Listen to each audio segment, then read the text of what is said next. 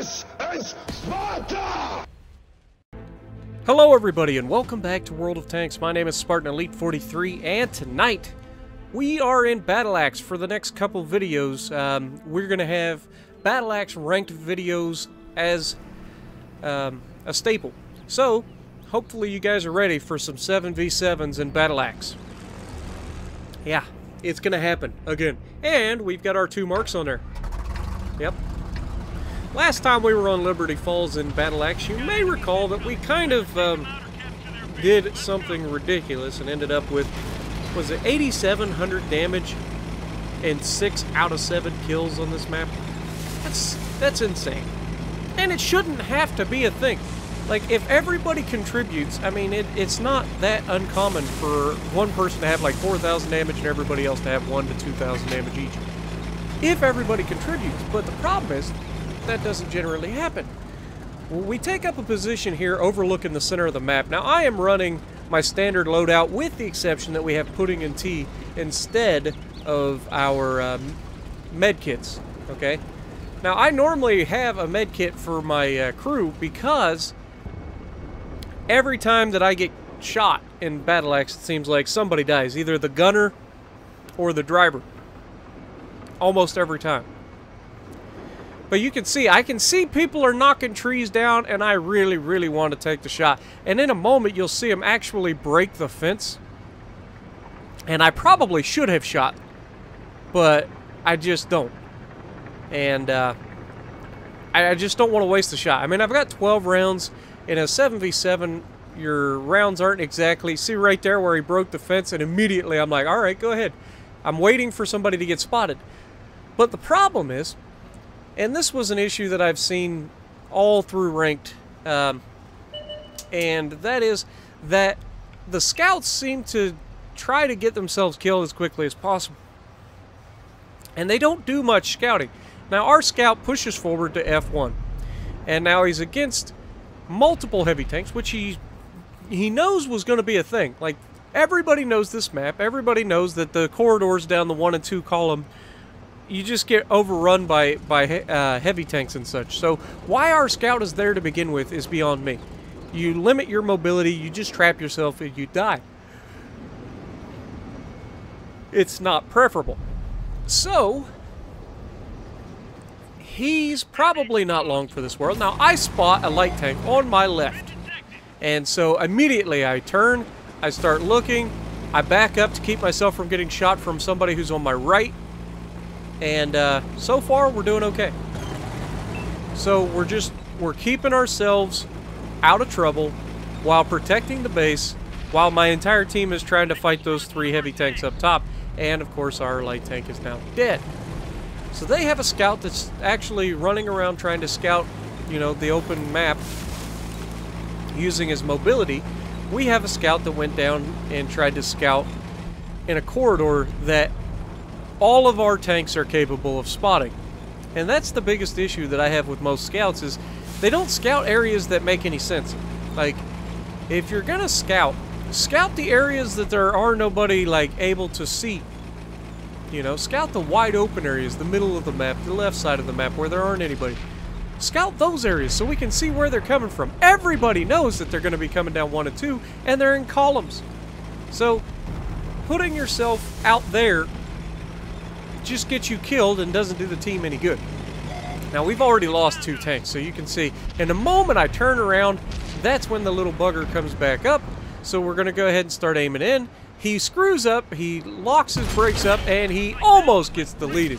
He's just got like 60 health left after taking that round. So, I'm defending the base while my team is fighting the guys down the corridor. So I'm going to go ahead, I'm worried that they're going to try to cap the base because that's something that happens in this ranked battles a lot. People will run straight to the base. Now this Object 140, I don't know what he's thinking here, but he's wrong. So wait for it. Pow! And then ram him. That's right, Sunshine. Go back to the garage. You screwed the pooch on that one, buddy. Like, I don't know if he just thought I was not going to get loaded or what, but he thought he could get behind me. He was wrong.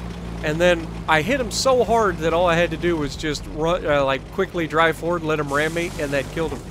So now I've got the light tank back down here. If he's smart, he's gone. But at the end of the day, I decided to come up here, see if I could help the team get rid of these heavy tanks, because then we can all focus on that light tank, because there's a good chance that I could easily get my butt kicked by that light tank if I go push down there and I don't hit him. And of course, the moment I turn around, this light tank comes out of nowhere. Luckily, the Grill 15 takes him down. Now we have an IS-7 here, so we're going to aim the shot and shot out. What happened to the round? Luckily, he bounced off of me, but I don't know what happened to that shot. And that plagued me all the way through this ranked battles. I did really, really well up until the first Mastery League. And then once I got there, I kind of stalled out a bit. Had some really bad teams and wasn't doing that great myself. And then finally we get into above the Mastery League, and I kind of steamrolled the rest of it.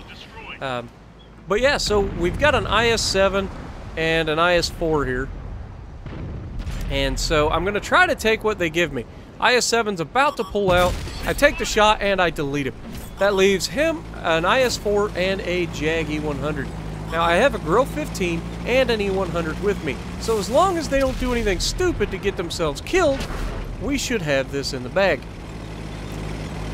Unfortunately, you know, sometimes the greenies perplex me. And it just doesn't make a whole lot of sense. Grill 15 goes down. He was spotted, he was skylined, and he left himself as an easy target for everybody.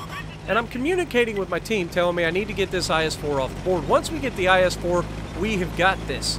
The E100's right there with me, behind me by a little bit. Now here I'm going to try to pin the side of his tank, and he twitches at the perfect time, and the round just kind of scoots over the back of his tank. Now, I've got a long time before I reload, but I do spot the Jag E100. And I'm telling my E100 I need him over here. And I'm not going to lie, this is going to get sketchy, because we can do a lot using the terrain, using the rock to try to make this guy miss us, but at the end of the day, he's coming for us, and he's coming for us hard. And I screw the pooch again, trying to hit the side of his tank, and it just scoots down below the gun at the perfect time to make me miss him. Now this guy's got to be loving life right now, and he's losing his mind. I'm sure he's like, this guy in the Death Star is an idiot. He's missed me twice. How is he this bad? And so I'm going to take what he gives me. I'm going to shoot straight into the turret. I was trying to get down into the pike if I could, but unfortunately I couldn't. Now I am begging my E100 at this point, come back here. This guy is going to kill me if you don't get over here. So I'm driving towards him, bringing the IS-4 with me to make him an easy target for the E100. E100's about to put a round on him. There you go. Am I going to get loaded, or is he going to kill me? That is the question. And sure enough, we managed to take him down. But he kills my engine in the process, and I only have 4 rounds remaining. Good news is we've got plenty of rounds. The bad news is my engine's busted, and we're against a Jag E100. And this E100 that's with me, though he did finally come back to help me, has already shown that he's a little crazy. And by a little crazy, I mean he would rather take on a Jag E100 solo than come over here and double team the IS-4. Now we have a Jag here, so we take the shot, and it hits just off the side of his tank, down the side, so no chance of pinning there. But we get a good hit off of him, and that leaves him with 843. Now, with a high roll from the E100, he could potentially kill him. And if I hit him at all, as long as I pin, I will kill him. So, the E100 is pretty much right next to me. He's on the other side of the berm from me. But I'm waiting patiently for this Jag to make a mistake. But it becomes quickly apparent that he's not going to move. He's going to make us come to him. Pretty smart. And the E100 is going in. He's like, you know what? I'm not waiting for this Jag. I'm going to engage on my terms. And so I told him, I was like, if you can pull the guy up, I will hit him. You don't even have to like get shot over it. And then I get a little bit higher elevation here to see if maybe there's a chance that I can see over top. And there he's telling me to cover him. And so if I get higher up elevation, then there's a chance that I could shoot into the Jag before he actually comes over the ridgeline. And that would be a preferable situation. He gets spotted. Now the E-100 is going to do something absolutely ridiculous in a moment. And he is going to give the Jag a shot at his underbelly. Not even joking. Like, I don't know why.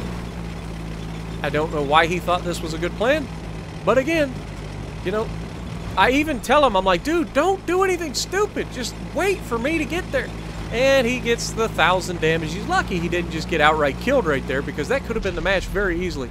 Because I'm trying to get here, and as you can see, my engine is still screwed up, so it's taking longer to get here. Am I going to be able to take this guy down? I'm unsure if he's going to be loaded yet, but I don't want to take the chance. He's got 400 health left. There's a guarantee that I kill him if I can get him. And he's turned his gun towards me. The E-100 sees that. He puts a round on him, but it's high explosive. Luckily, Jag comes over, gives us his underbelly, and is dead.